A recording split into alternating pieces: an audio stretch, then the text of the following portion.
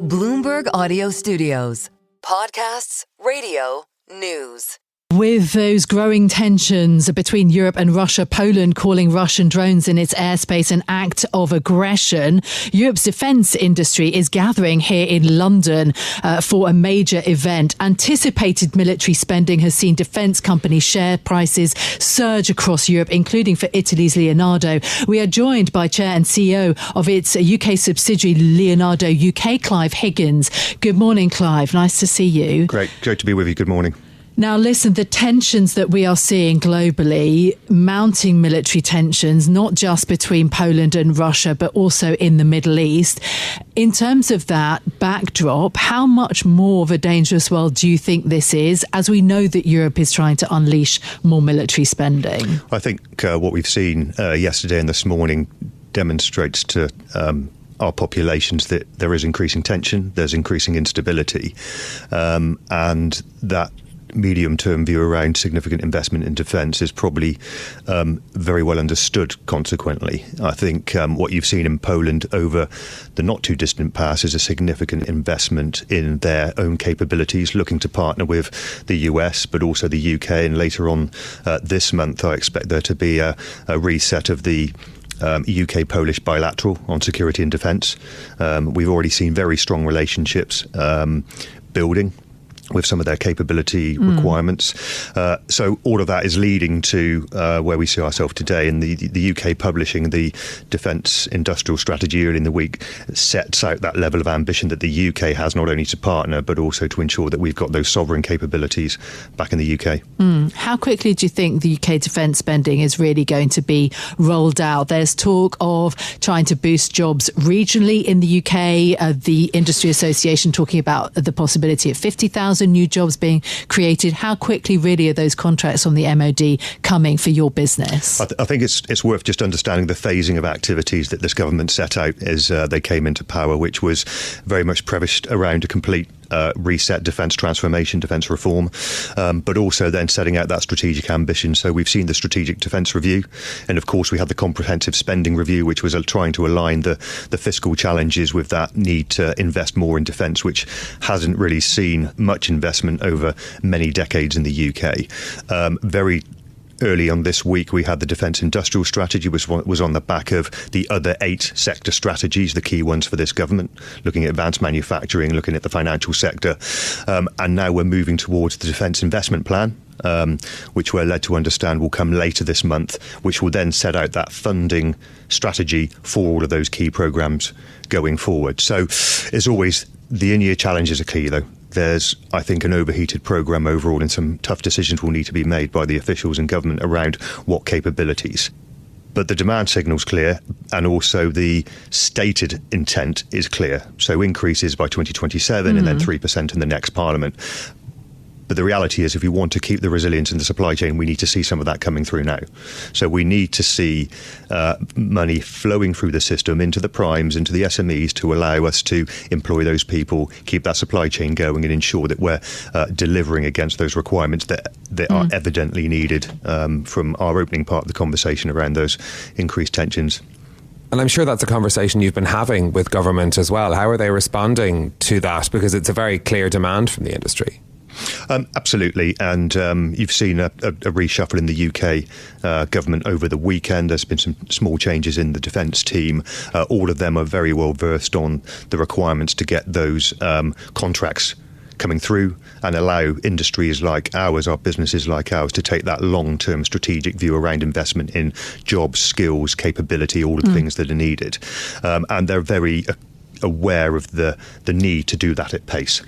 How many more jobs do you think that are going to be created here in the UK for Leonardo UK, let's say over the next 12 months versus 5 years? Because that's the issue, isn't it? It's about speed. I mean, we had the £10 billion deal between the UK and Norway for shipbuilding 26 frigates, which has gone to BAE Systems. I mean, that could see a significant revival in terms of industrial capacity, shipbuilding capacity, in particular in Britain. Yeah, I think two elements to that. Clearly, absolutely fantastic news around the frigate contract with Norway. There's another element to come on the back of those frigates. They will need some anti-submarine warfare capability. Leonardo provides a very good rotary wing platform, and the Merlin, the AW101, which can absolutely fulfill that requirement, and we already deliver search and rescue capability into Norway. So we need to work in lockstep with government to ensure that we deliver more in that export agenda, because that is one element of delivering those sovereign capabilities for the UK.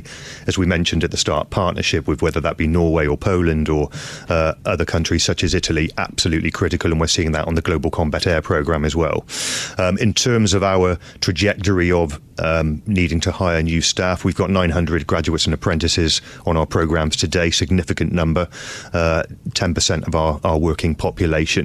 And as we see that investment in programmes such as the Global Combat Air Programme, that is driving requirements of 400, 500 new heads per annum. Now, we have to offset that by, in our other areas of the business, in our cybersecurity business, in our rotary business, actually we need that demand signal of contracts coming through.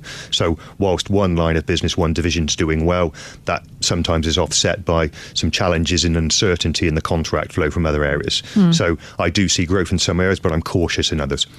The last time that we spoke a few months ago, which does sort of feel like a long time as we see the build-up in military tensions globally really kind of ramp up, you were concerned about being able to get the right sorts of skills in the UK and also being able to speak to those apprentices and those young people, that actually there was a real reluctance to engage with the defence sector.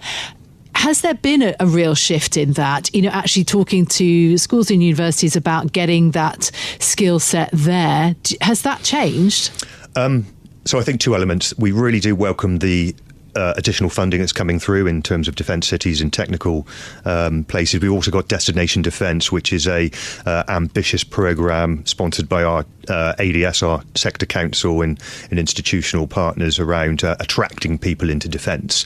I think the reality on the ground is universities and academia are still challenged by that volume of anti-defence sentiment that's out there. And if you're got any time today to come across to the Defence Security Equipment Show, you'll see a significant protest outside supporting Palestine Action Group and those things.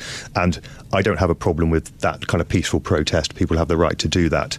But of course, that's part of the system now, and if more and more youngsters and people don't want to take up opportunities in defence, that's really going to impact our resilience. And we do need to see more action on some of that ESG agenda, which has stopped some SMEs accessing bank accounts, accessing finance, to ensure that we recognise defence as a force for good in society and protecting the values that we all hold dear. When does issues around that talent and training pipeline actually have a concrete effect on your ability to expand? Oh, well, it absolutely does, because if we can't attract the skills, the capability, the talent into the business at the time we do it, that delays programmes. It's as simple as that. There's a correlation between having enough of the right skills to deliver the outputs we need. In terms of what is different for Leonardo UK now versus January, the beginning of the year, how much more business are you getting from the British government in terms of concrete orders now? What has actually changed? So we're seeing a pipeline. We're seeing the demand signal. We've now got to work on the execution of those requirements into actual contracts, I would say. If you come into the export market, and over 50% of our UK revenues is now export, so we're 2.6, 2.7 billion revenue in the UK, we are seeing clarity of that demand signal, contracts flowing through from the US and from European partners as well. And this plays to that point around Europe, the SAFE fund coming forward, the 800 billion that's talked about. We absolutely need to be at the centre of that. And that's where I do welcome the government's work earlier in the year in May when we did the European reset.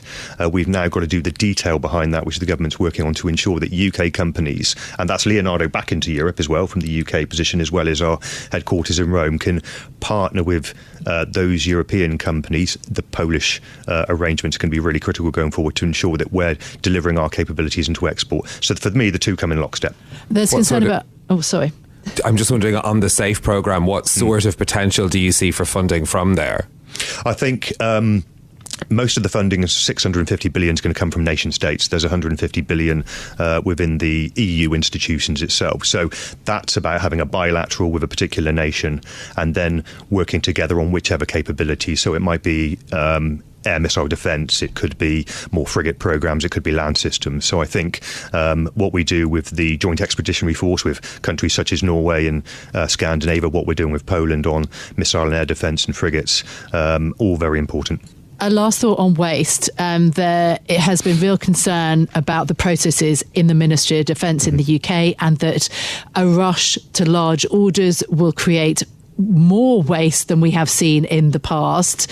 What's your view? What's your response on the industry side of that? I think two elements. We've seen through defence reform a significant change coming through the system. The National Armaments Directors Organisation is being set up, which is going to look at improving the procurement cycle for kind of very tactical activities off the shelf, 3 months, moving to more complex programme, reducing the time from sometimes 5-6 years down to 1 year. That level of ambition is welcomed by everyone, and it's starting to now manifest itself through the changes that are coming through.